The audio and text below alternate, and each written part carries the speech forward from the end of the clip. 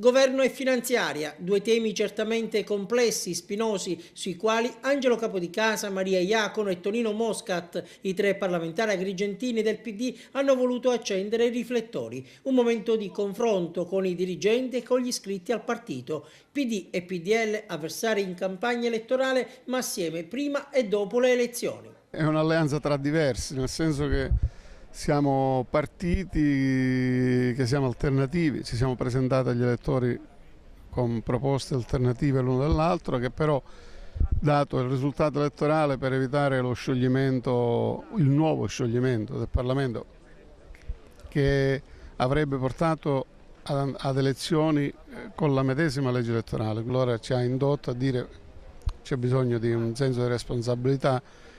Facciamo un governo che abbia un programma definito, alcuni punti condivisi e poi si vedrà, poi ognuno tornerà a fare ciò che ha sempre fatto, cioè noi torneremo a fare il partito di centrosinistra, il PDL tornerà a fare il PDL. Quanto perde della sua peculiarità il PD in questo governo di larghe intese con il PDL?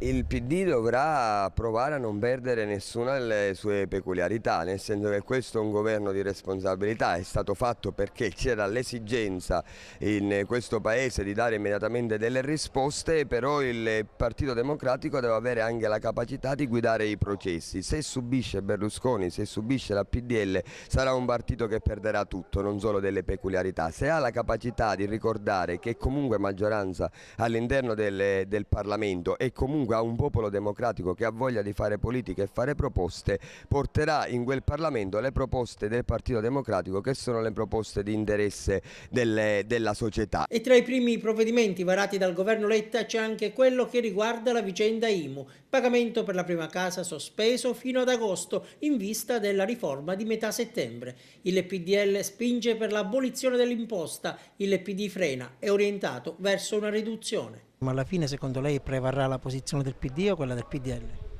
Ma io non credo che dovremmo mettere la discussione in questo modo. Il problema è che deve prevalere un ragionamento che è quello, come dire, di venire incontro alle persone che realmente hanno bisogno. Zanda ha rilanciato l'ipotesi ineleggibilità di Berlusconi. Come si muoverà il PD?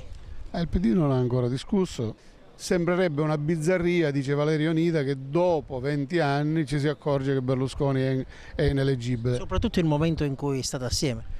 Ma non è tanto questo, perché per noi stare assieme o non stare assieme, se l'ineleggibilità c'è, va riconosciuta. Il punto è che il Parlamento nella sua totalità, i parlamenti, non il Parlamento, nelle 5 legislature precedenti non è mai stato dichiarato ineleggibile, quindi un Parlamento che si accorge dopo 20 anni di questa, ne discuteremo, vedremo insomma da questa situazione come si potrà uscire.